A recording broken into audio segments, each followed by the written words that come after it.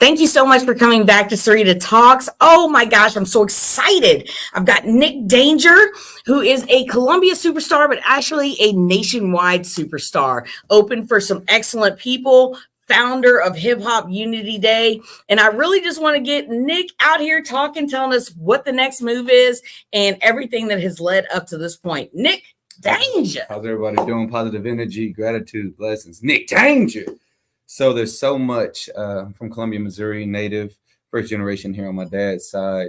I'm just looking to brand Missouri as the Midwest music mecca. I see a lot of, I don't like using the word potential. I just see people in motion and action moving forward. And to have some upcoming events that help unify the community and bring everybody together. My next event I am doing is at the end of this month at the Lake of the Ozark International Raceway. I'm performing for Missouri's Best. It's an event I got presented an award second year in a row for the Missouri's Best Hip Hop Artists. Nice. And so we have that May 3rd. I'm doing Hip Hop Karaoke, which is hip hop karaoke at Cafe Berlin. Also accepting donations for Hip Hop Unity Day, NicDanger Hip Hop Unity Day 2024. And that is a free event to the community. It's an awesome event. You actually pioneered that, correct? Yeah. Yeah, and had a proclamation from the mayor. Tell us a little bit more. Yeah, so that was on September 17th, 2023. We had Hip Hop Unity Day in the parking lot of Cafe Berlin. We had fire spinners. We had break dancers. We had Run DMC's DJ Charlie Chan Soprano. We had Team Como. We had a lot of help from the community. We had a lot of people jump in. We had food trucks. We had fire spinners, I think I said, hula hoopers, Nicole Rain, Ultraviolets, a lot of great people. I'm all about not I, me, but we, us. You know, everybody brings a piece of the puzzle. Not one piece is greater than the next. In order for a puzzle to be complete, everybody's got to bring their piece. So whether it's a small or big piece, to me, they're all equal to the puzzle being completed. So yes, Hip Hop Unity Day was born last year, and this year is set to take place Saturday, September 28th. We're in talks about the location to be determined. I don't want to say a location, then it switches, but you can definitely follow up at hiphopunity.org for more information and announcements. And we just look forward to making this year really successful and then scaling and expanding and hopefully going to St. Louis, Springfield, Kansas City. And we're going to do events throughout the year. Like I said, we have the Hip Hop Karaoke. We have the Columbia Arts Festival, June 13th, next to the Boone County Courthouse at the amphitheater. So I'm just really set on arts and education, financial literacy, life literacy, but really engaging the community through the arts, because the way you perceive it is the way you receive it. So we got to change the perception of education and the arts so people then can receive that connectedness, those resources and education to further themselves and help them thrive and be who they want to be, when they want to be, how they want to be it. Absolutely. There we go. That was a lot, but I want to touch back on just two things. He really talks about unity, and we just talked about artistry. You are an awesome big artist, but you've been with some big artists too. I remember you were with Flo Rida. You've been with Tech Nine, and recently Nelly. And Nelly's got a baby on the way. Congratulations, Nelly. I just saw that on the news this morning. Him and Ashanti. Isn't that beautiful? So when you were bringing these huge acts and opening up for them, and I also know that you brought Shaq as a DJ as well. Tell us some of the banter that goes back and forth, like, you know, when you bring what you offer to the table. Well, they say we needed to be hyped. We need to be engaging. We need to get the crowd involved. That's when they call it NicDanger. And so it's really, I was booked with DeCoin Fair with Flo Rida, and it's just creating a relationship. Everything starts at the foundation level, which is relationships. Create a positive relationship, and you come through and you follow through with your word, you know, under promise, over deliver always. People can't help but to call you back and keep calling you and keep asking for your advice, whether it be performing, coordinating, words of encouragement, anything. So I just really think that I've gotten to this place through networking relationships and always standing on my word and my actions. And all the encounters I've had with these artists have been great. Everybody's about their business. Everybody's positive and moving forward. So yeah, it's been fun. It's been good. And then, like I said, I've been coast to coast, but it's always the Midwest movements, Midwest of the world, Midwest music mecca. So I really look to build Missouri up and just get everybody an opportunity to be seen, heard, understood, and to start to understand other cultures and build together. Because it's about us as a community and all these other communities networking and building and learning. And that's what helps us grow. You know, the internet was a great tool and is a great tool, you know, when it first came out. But I just see people finding their groups and kind of not growing as much, getting stuck in one way in their opinion, and then like casting everybody else out.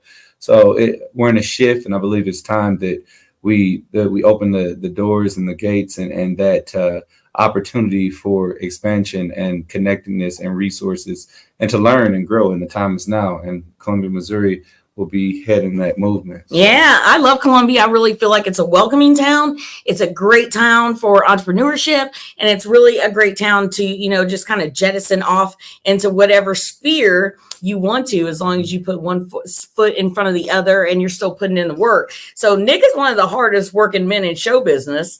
And it's just a pleasure to have him on, because you're actually, the last thing you were talking about was learning. Tell us a little bit about financial literacy and some of the other programs that you're actively involved in that are helping the community. Yes, I'm really big on financial literacy. Over the past probably 5 years, I worked on just investing more in the stock market, understanding the compound effect, dollar cost averaging, and how that can create generational wealth over time, even with health insurance policies. There's so many different ways to create legacy and generational wealth. And people always say that it's not all about money. No, but it's about time. To get your time back, you have to understand how money works and how you can make money work for you. And so I'm just really big on people getting a better understanding of that at an earlier age, but even before financial literacy, life literacy, understanding what self-love is, self-worth is, and then setting boundaries, understanding your values and morals as an individual before you then engage with somebody else in any capacity, because you got to know what you stand for before you start engaging with other people. Because if you don't, then you'll just go with whoever is talking about what, and you'll get lost in the sauce, and you never want that to happen. Yeah, the old saying is, if you don't stand for anything, you'll fall for anything. So, and without a plan, you plan to fail. So you were talking a lot about financial literacy, self-worth, self-esteem. So it seems super holistic.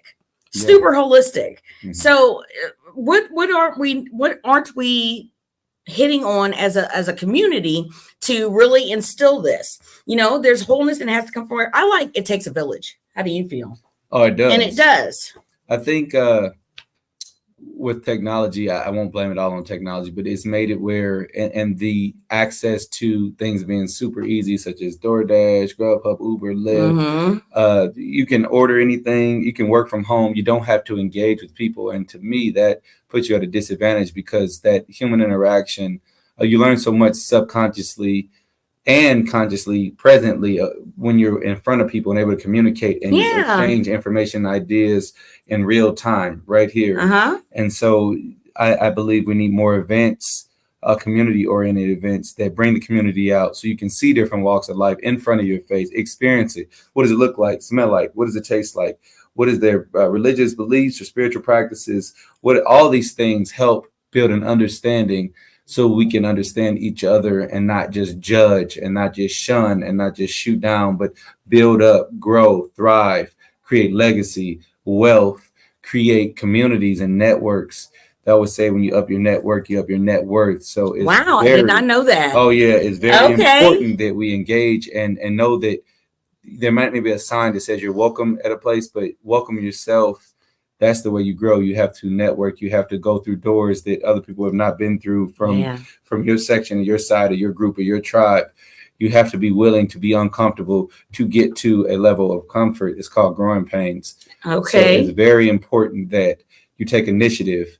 That's why I believe having time with yourself, walks in the morning, 30 minutes, and just reevaluate. Take time to just, they say in Tai Chi, just be quiet, get small. When you get small, get more small, get smaller, and it'll come to you. It'll come to you. So we've mentioned environment, we've mentioned self-care, we've mentioned financial literacy.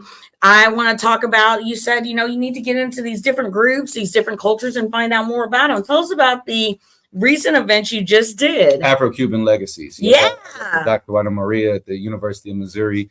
And she brought in some amazing Afro-Cuban artists from Cuba. Stevens College was also involved. They talked about the music. They had examples of music, her documentaries that she has out. There was Arturo Ferro, which is an amazing Cuban jazz artist. And there were so many perspectives and there was so many different ideas. But the one thing that stuck was culture. And I say you can't wear culture like tennis shoes and kick it off whenever you want. Culture is the skin. Culture is the blood. It runs through your veins.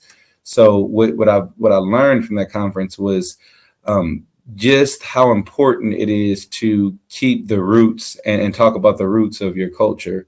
And to gain perspective, I was speaking with a professor, and we were talking about the infrastructure of society, and not necessarily always just blaming who you see in front of you, but we have to blame the infrastructure and take accountability and responsibility for the youth. You know, we see a lot of youth saying, "Oh, they're not motivated, but this and that." Well, the fruit doesn't fall too far from the tree, so we need to look back at, well, why are they not? Were we not being a village? Were we not being supportive? Are we not providing the resources and also the discipline? Because a lot of people are scared to discipline in certain ways. Right. And that's important. Structure, discipline, persistence, all that's important to creating individual who can thrive and reach their goals. Great. And what I want to circle back to is you said roots.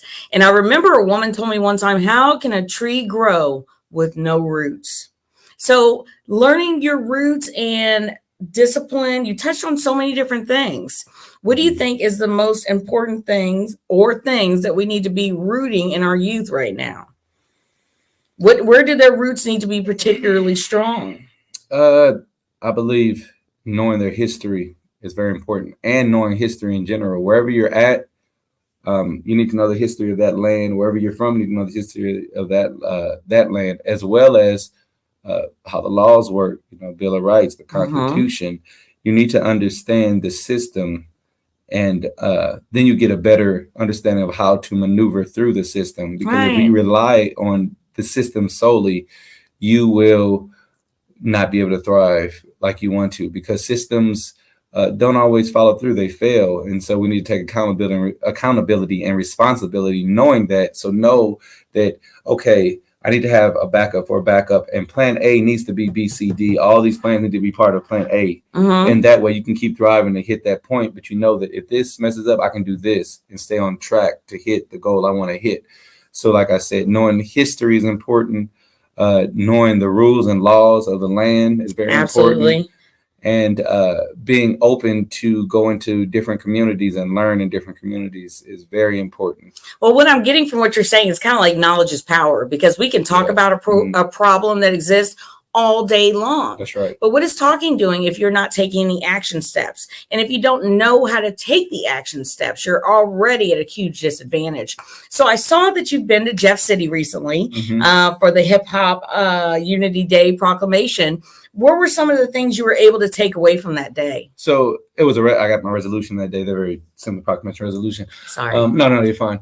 It was presented by Cherie Tolson, but also accompanied by David Tyson Smith. So my goal was to unite both Democrat, Republican, all the community. Everything I do is to unite and to get everybody's ideas heard. We had Ronisha from Soul Sessions. We had Adrian from the manager of Cafe Berlin. We had Nick Parks, who was over Park Ventures, which is, Silver Ball, Shiloh, Lakeside, Ashland. Now, these are all Columbia entities. All Columbia entities. Yeah, Columbia entities. For me, it's very important that no matter your background, your creed, your race, your belief, we come together and we thrive together. And so I always work to create all-inclusive environment that's welcoming to all groups. And so we can really hear each other out and see that we have more alike than we do different. Even though we may think different, believe different, and move different, we all have moves we want to make.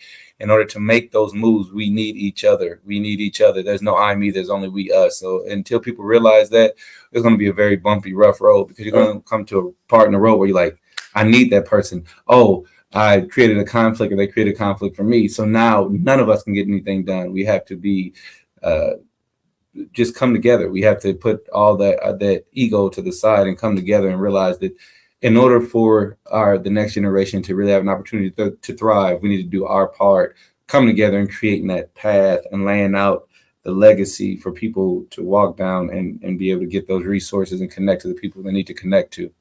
That sounds awesome. Now, Nick, what is your next move? What's the next trajectory for NicDanger? Ambassador of the Arts. Nice. I'm going to be appointed as Ambassador of the Arts in Missouri.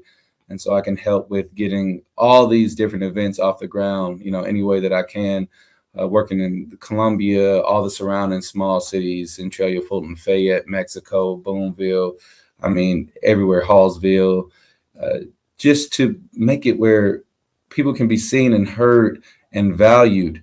When people are valued, seen, and heard, they're more prone to Be successful. and to Yeah. contribute to other communities.